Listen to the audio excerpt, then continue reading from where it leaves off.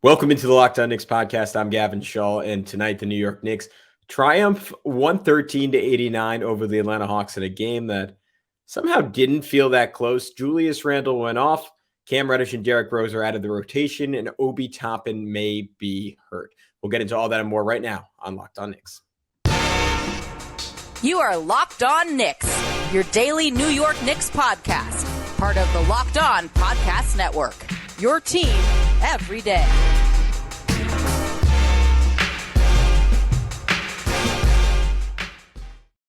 You are Locked On Knicks, your daily New York Knicks podcast, and today's episode is brought to you by PrizePicks. First-time users can receive 100% instant deposit match up to $100 with promo code Locked On. That's PrizePicks.com, promo code Locked On. How's it going, guys? I am Gavin Schall, your favorite play-by-play broadcaster's favorite play-by-play broadcaster. I want to thank you again for making Locked On Knicks your first listen today and every day. We're now available on all platforms. That includes, and you know this if you're seeing my smiling face on YouTube, so certainly go check us out there. And there are plenty of reasons to smile. There are also plenty of reasons to be upset. A 113-89 victory for the New York Knicks over the Atlanta Hawks, but I think talking about the game first might be burying the lead, and that is the fact that Cam Reddish and Derrick Rose are now out of the rotation, and Emmanuel Quickley is being shopped along with Cam Reddish and potentially Derrick Rose, and of course Evan Fournier, according to a report from the Athletics, Fred Katz, that has been backed up by others such as Ian Begley. So that leaves us in an interesting place, and I don't want to go too deep on this because we are going to have a guest on tomorrow to talk about this in and of itself, because I feel like it's worthy of a full episode. But let's start off with the plight of Cam Reddish, who I think by and large is having an excellent season. And now Cam has been a weird player throughout a lot of his NBA career in that he comes in obviously super duper hyped, right? The number 3 recruit in that class behind only Zion Williamson and RJ Barrett. The third-headed monster of that Duke trio. Some people, when he was coming out of high school, thought he might end up being the best of those 3. And then he was the player Atlanta took with the pick that they got in the Luka Doncic Trae Young swap. So he will forever go down in the conversation of someone who's probably going to be a top 10 player all time, being traded for someone, and I know Knicks fans will want to hear this, especially after tonight, someone who has a pretty decent chance of one day being in the Hall of Fame in Trae Young. And then Cam proceeds to fluctuate by and large between someone who looks like a future star in certain moments, had that great playoff game in the Eastern Conference Finals for the Hawks, but usually looked really bad, like really, really bad for long stretches. And that continued into his Knicks tenure, where last year he couldn't make a shot to save his life. And then when he finally started hitting shots, he almost immediately got hurt. I think it was the Clippers game, and then was out for the rest of the season. And then this year, as that disastrous preseason, Alex and I are kind of coming on here and giving kind of giving up a little bit, and saying, you know what, maybe everyone else was right about it, because for all the good I think he could do and all the potential, with his length, with his defensive instincts, with the shot making that he flashes in spurts. If you don't make shots, you don't really get to play in the NBA. And then something kind of magical happened at the start of the season, right? That game against Memphis that is still probably, given the stakes, given the opponent, given the situation, his best performance of the year, one of the 3 or 4 best games of his entire career. And he looked like someone who had a much better sense of who he was supposed to be in the NBA. And despite scoring 22 points, if memory serves that game, he wasn't trying to be the star. It was largely attacking closeouts, and it was hitting a 3-pointer that was wide open because of a well-designed set play instead of trying to self-create something. And he essentially continued that ethos throughout the entirety of this season, where he played within himself, was very good cutting off the basketball, shot jumpers only in the context of, or largely in the context of catch and shoot situations, was as good or better before Quentin Grimes came back at attacking closeouts. I mean, particularly from the corners, as anyone on this team. I would say he was the best on this team at that particular category. And then defensively had some genuinely brilliant moments where his length and instincts and timing provided a much needed jolt to an otherwise stagnant and just largely like dormant Knicks defense, and provided transition opportunities that a team that couldn't really figure it out in the half court until Jalen Brunson really got going about 10 games in desperately needed. He was a key cog on this team. There were moments this year where I was coming out and saying behind Brunson that he's probably the next best player, and I'll stand by that. He has 2 really bad games back to back. And it feels like what we've always gotten out of Tom Thibodeau, where it's a sense of confirmation bias. And he's saying, like, look, I was never in on this guy. And he was just kind of waiting for an excuse to bench Cam. You zoom out a little bit more. I don't know if it's the end of the world. The price they paid for him, yes, it was a first round pick, but it was the 19th pick in the draft. The Knicks got a 2025 Brooklyn pick as well back in that deal. Presumably, they will get an early second or a couple seconds for Cam, or maybe a long shot prospect to develop in the G League. Do I think that's fair value for a wing that I think rightfully this offseason like could be a 12 to 14 to maybe more than that $1 million player? No, I'd rather have Cam Reddish on this team because I think there's a world where he can help you. And I mean, I think to some extent he is a victim of RJ Barrett's contract, because if those two were making equal money with equal expectations coming into the year, I think Cam Reddish has been the better player so far this year. And granted, this is probably an aspect I should have discussed when we had this conversation on Sunday night. There's certainly a case to be made that what RJ does, just in terms of the attention he draws, is not something that can be replicated by Cam Reddish, because despite his reputation coming into the NBA, Cam is still at this point one of the, at least in his Knicks tenure, I can't really comment on his Hawks tenure, but in his Knicks tenure, one of the worst isolation wings in the NBA, right? Just really cannot create, like, does not have the, I don't even know if it's the handle, because sometimes his handle looks really good, but it's a combination of decision-making and confidence, where off closeouts, once he already has that step, or just in a scramble situation, he is fantastic and he is decisive. When he's tried to create out of isolation this year, a lot of times he ends up just dribbling the ball off his foot. RJ, for all his faults this season, I mean, he has confidence in those situations and he draws a ton of attention. And this is something we'll talk about. I'll spoil it. It's going to be Prez on tomorrow with Prez, but RJ, like he just doesn't make the pass to take advantage of that attention that he draws. So maybe it's a moot point, but there is that potential there. And in an offense with limited players who can draw that kind of attention, I understand why RJ and to a lesser extent Julius Randle, who is having a really good offensive season overall, get chance after chance after chance on this team. But bon voyage to Cam Reddish. Hopefully not bon voyage to Emmanuel Quickly. That's a conversation for another day. Evan Fournier, Derrick Rose, I'm ready. I'm ready for them to go. And tonight, at least, the 9-man rotation paid major dividends for the New York Knicks. And we will talk about that in just a sec. But first, we need to talk about PrizePicks.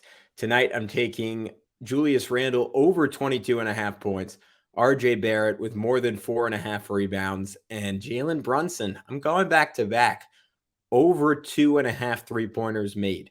So how does PrizePicks work? All you have to do is pick 2 to 6 players, and if they score more or less than their PrizePicks projection, you can win up to 25 times your money on any entry. No competing against other people, just you versus the projections available. PrizePicks offers projections on any sport that you watch. This includes NBA, NFL, MLB, NHL, PGA, college football, men's college basketball, women's college basketball, soccer, WNBA, esports, NASCAR, tennis, MMA, boxing, disc golf, Euro basketball, cricket, somehow more. Entries can be made in 60 seconds or less. It's that easy, and it's currently operational in over 30 states. More importantly, Canada.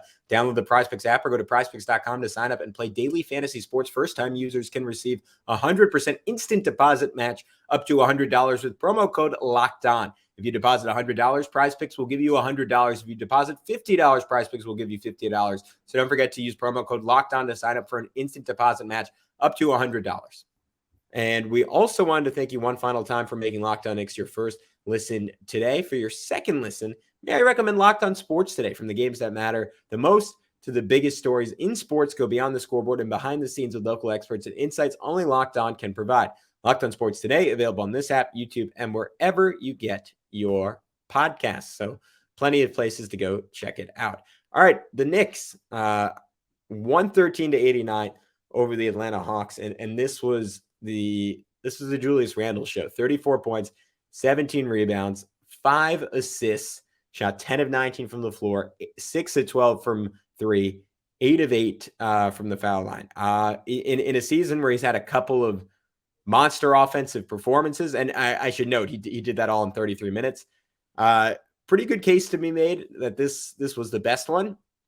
Weirdly enough, as insane as his shooting was, where he once again hit his first 3 threes, which feels like it's becoming an every other game occurrence for him at this point. And perhaps even more insanely, did not score a single point in the second quarter of this game. Got 13 in the first. I think it was 19 in the third, maybe finished with 21 in the third.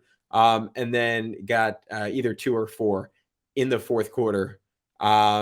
His passing somehow impressed me more. He started off the evening with just a dot to Quentin Grimes in the opposite corner. He was double teamed, and earlier in the possession, I kind of wrote down in my notes I was chagrining him because he didn't even look up, and he had Jalen Brunson wide open, and he made up for it. And it just, that pass to Grimes, like I was getting flashbacks of Randle to Reggie Bullock from the 20 to 21 season. It felt like a case of a guy who, as we've noted many a time on this podcast, is not good at making those quick improvisational reads. But when he can predetermine a read, and he has a sense of where the double team is coming from, and he can stop and gather, he can throw some cross court bullets, and it helped get Grimes off to a good start. But then he took it up a level with the manipulation. Had a sick double pump in the lane where he looked like he was going to shoot and kind of looked like he was going to pass it, like if memory serves, over to the corner for a second, then just slipped it into Mitchell Robinson for a dunk. And then had a very similar pass to that in the third quarter where he was in the lane, jumped up as if he was going to pass it into the left corner, and then just redirected a no-look to Grimes on the left wing, wide open. I mean, it's the kind of thing you see someone like Luka Doncic do on a nightly basis. And again, it was part of a night where Grimes finished with a season-high 23 points. And it feels weird to say, but you got to give Julius Randle a lot of credit for. And then there's one other, like, just really small play that probably should not stand out when you're 6'8" giant of a power forward is going 6 for 12 from 3. But he stole the ball, dribbled up the court, and early season Julius would have probably barreled his way to the basket and gotten called for a charge. But instead, or I shouldn't say early season Julius, because we had Euro Julius, of course, the first 4 or 5 games of the year. But middle of the season, Julius would have done something selfish. Instead, just kind of shuffled it off to RJ Barrett for a wing 3. And on a night where Julius was shooting the lights out, like he earned the right to take a pull up with RJ staring daggers at him on that possession. But instead, he was unselfish, got the ball to his teammate, and that's how you build goodwill, and that's how you make up for a lot of bad will that has accumulated over the last year and a half on this team. I can only assume. So, incredible night for Julius Randle. The only place we can go next is to Quentin Grimes, who was really good in this one. One of his first defensive possessions of the game, Trae Young completely torched him on a crossover. And Grimes just flashed like 95th percentile speed to recover, and then 99th percentile hands to strip him. And then the next element of his night that was really impressive, zero hesitation from the corners. I've talked about it. I think it's probably on Monday's episode. My one concern with Grimes this season was that it felt like he had lost a little bit of confidence in his shot, and he was predetermining his reads on closeouts where he was driving no matter how close the nearest defender was or how aggressively the closeout was coming. And a lot of times it worked just because he's looked so explosive this year. But sometimes it hasn't, because defenses know he's attacking the rim. And for a guy who I think down the road is going to be a top 15 to 20 3-point shooter in the NBA, It was a little concerning to see him lose confidence in his shot so easily, but clearly having a couple of days off to clear his head. Nick's coaching staff is probably driving it into him like, hey, you have an inch, you got to shoot. You got to shoot. And that's what he did. Shot it with no hesitation. Went on to miss his next two, but ended up finishing the night pretty well from 3-point range, or insanely well, I should say. It was 5 for 7 from distance. So made his last 4 from 3, including a really big one where the Knicks had a 4-minute scoring drought, and he ended up ending a 17-0 run for Atlanta. And after that, the Hawks would never really get close again. The Knicks just buried them. And I should note, in one sense, I'm burying the lead here a little bit. The Hawks coming into this game were without John Collins and DeAndre Hunter, and then DeJounte Murray suffered a sprained ankle about 4 minutes into the game. And it was kind of just lights out for the Atlanta Hawks at that point. They didn't really have much of a chance. But that was still a big shot from Grimes. And then even before that, made a couple of really heady plays. Had one where he missed a 3. Mitch got the rebound, passed it back to Grimes. Grimes took one dribble and then zipped it right back to Mitch for a dunk. And it's such a simple basketball play, but it's also flashes just like there are just not a lot of non-point guards in the NBA who routinely make that pass. And usually when you're talking about non-point guards who make that pass, you're looking at some of the smarter wings in the NBA. And that's a category, I mean, on both ends of the floor, I'm starting to be willing to put Quentin Grimes in that conversation. Look, like, you need a larger sample size. He has to keep proving it. But the dude is just sharp. I mean, you can, as we always reference on the podcast, you can tell that he was a point guard growing up and was at one point one of, if not the highest rated one in America at the high school level. Had almost like the layup of the year candidate, where he spun around Trae Young and then hit a reverse on, I can't remember if it was Clint Capella or Onyeka Okongwu, but anyone who saw it, it was honestly, it was reminiscent of what we see Cam Reddish attempt and occasionally pull off, where he jumped basically from one block to the other, almost made it, ended up shooting 2 free throws. Had some really nice transition defense on Trae Young as well to force a miss at one point. I love the way that even when he's guarding the top player on another team, he has just a really innate sense of when he can gamble and when he can't. Like AJ Griffin was wide open for a top of the key 3 with Young on the right wing, and Grimes just took a step towards Griffin to deter the shot and then recovered back to Young before it could be shuffled over to him. That was, again, just high IQ. And I was watching the MSG broadcast, but there's a quote apparently from Doris Burke on the ESPN broadcast. There's a reason he was untouchable. And look, I don't think that's true. There were 100% iterations of the trade. Ian Begley has, I think it was on the Low Post, has gone on and said as much, where Grimes was absolutely on the table for Donovan Mitchell, as he should be, as he still would be up to this day. But there's a clear-cut reason that we are seeing in real time now why he was so valued in those trade talks. This is not the kind of young talent that you want to give up on. I would, if you ask me right now, which guy on the current roster will be on the team the longest, I would say Grimes with zero hesitation. I think he has a chance, if the Knicks are smart and they pay him correctly and they don't eventually try and turn him into an all-star, which is possible. He's going to have a 14-year career in New York.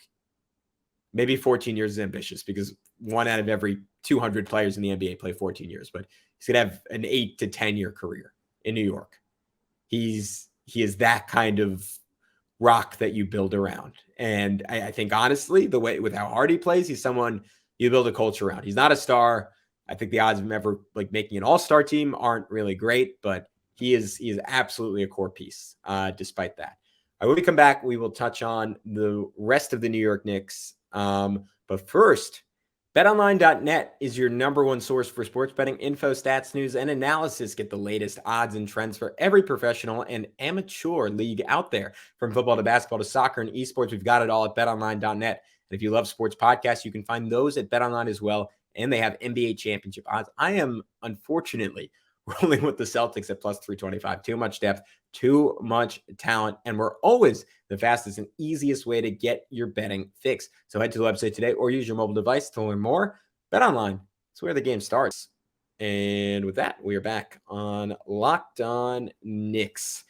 All right, let's go to Obi Toppin because he played 8 minutes in this one and then went out with a knee injury. And we had Adrian Wojnarowski come out after and say, according to ESPN sources, which means his sources, Knicks forward Obi Toppin is expected to go on MRI on his right knee Thursdays. X-rays were negative tonight. He left New York's victory over Atlanta with what the team describes as a sore knee. So the fact that the X-rays are negative is obviously good. The fact that they're looking at an MRI is not so good. And for all that talk that we just had about Cam Reddish, there's a world where he is back in our lives very, very quickly, as soon as this Friday, if Obi Toppin has to miss any substantial amount of time. And he will have a new lease on life, despite the reports that came out today that, and wow, I should have, if I didn't, I really should have mentioned this is the first segment that came out a few hours before the game, that Cam and his reps are kind of on the same page as the Knicks front office, and that they're actively seeking out deals for Reddish at this point. I mean, that was about as direct as it could be stated, but all that could be moot if Obi Toppin has to miss a substantial amount of time. And look, I want to wait until we hear what the injury is before we start writing like an obituary for the season for Obi. Like it could still be a situation where he misses a week and he's totally fine. But if it is something severe, I think it will only serve to highlight the utter malpractice in how Obi Toppin was utilized this year. I've gone into it in depth before, so I don't want to over belabor the point, but you have you have someone who's an elite rim runner in the NBA, who's an absolutely top tier finisher. And the Knicks turned him into a spot up shooter. He's not that guy. And again, if he continues to be used that way, I hope they do trade him just for his sake, because that is not that guy's basketball destiny. RJ Barrett, mixed effort in this one. Did get to the free throw line 7 times, hit 5 of them, did get 7 rebounds, did have 15 points, but 3 turnovers, and the shooting is still just not there. 4 for 13, 2 for 6 from 3-point range. Defensively, it still looks really ugly, and I'm sort of stunned because again, there are moments where he looks like the guy we saw over the second half of last season. I mean, one of his first bucket of this game was classic RJ. Like he just bullied Trae Young, spun on him inside, and then hit a gorgeous double pump finish over Clint Capella. But that it feels few and far between. And the thing I continue to be stunned by with him for this guy who was marketed as a good passer out of Duke, in the first 15 or so games of his rookie year, he threw some dimes. You can go back and watch. It was all I could talk about at the time, because there wasn't a lot else to enjoy on that 2019 Knicks roster.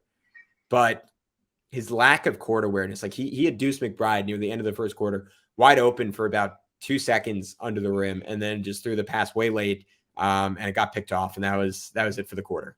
And the Knicks could have had 2 free points early in the second quarter, just backing down middle of the floor. No cognizance of where the help side defender was. Got it poked away. Did have some good plays again. Had that layup. Made a really nice pass in transition that ended with a Quentin Grimes layup where he gave it up early. But it's just not clicking for him right now. And I can't say like I think I still think we're at the nadir here. Like I think he's going to bounce back in some form or fashion this season.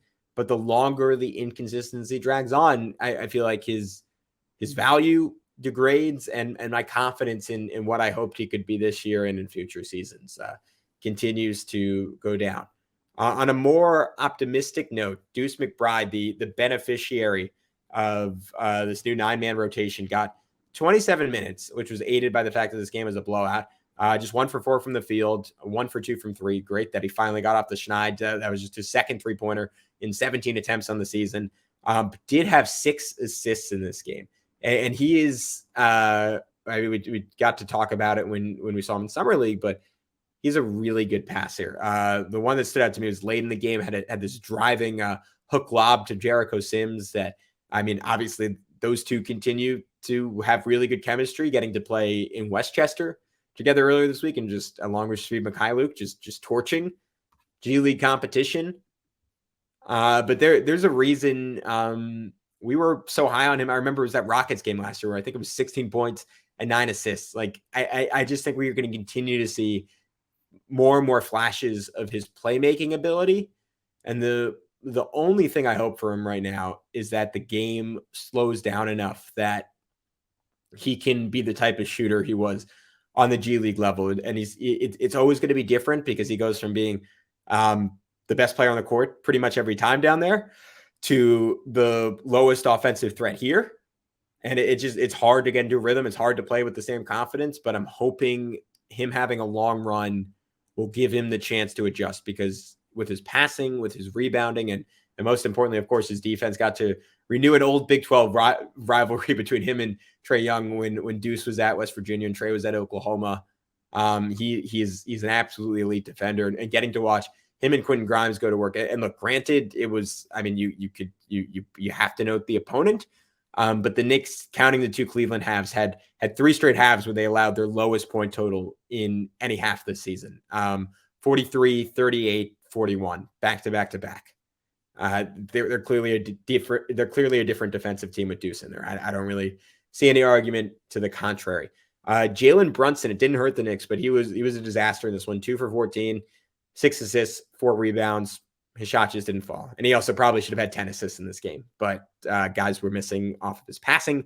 Isaiah Hartenstein had 1 monster dunk in this game, and also had a really nice dime where I think it was Brunson drawing 2 and then using iHeart as an outlet in the middle of the floor. And iHeart immediately just pivoted and whipped a swing pass over to Obi Toppin. And I saw this was something that Ariel Pacheco, who's just on this pod, and Perez, who's about to be on this pod, we're discussing on Twitter. But that second unit for the Knicks, without Cam in there, really has to figure out how to generate offense. And something they can do is continuing to leverage Hartenstein's passing ability, because that's what makes him special. And that's what you would hope would grease the wheels a little bit, because at times that group is really stagnant, because outside of Emmanuel Quickley, they don't really have any kind of creation. So we'll wrap up with Quickley. 25 minutes, 2 for 8 from the field, 1 for 2 from 3, 3 for 3 from the line, 8 points, 3 assists, 3 rebounds. I just like that he was willing to fire from distance. More of that from Emmanuel, and he's going to be just fine long term, I think, even if the shot is still not falling at the rate you want it to fall at. So that is it for this edition of the Locked On Knicks podcast. Again, we will be back tomorrow with Prez, and then we will have a guest on for the Hornets recap on Friday. We also have a part 2 of a mailbag with Ariel. Still TBD, but I think I'll probably push that to next Tuesday. But that's a really fun conversation about some of the Knicks' best lineups and what they could do to get to those lineups, and how they could really empower Julius Randle defensively. So I'm excited for you guys to hear that one. All that and more in the near future on Locked On Knicks.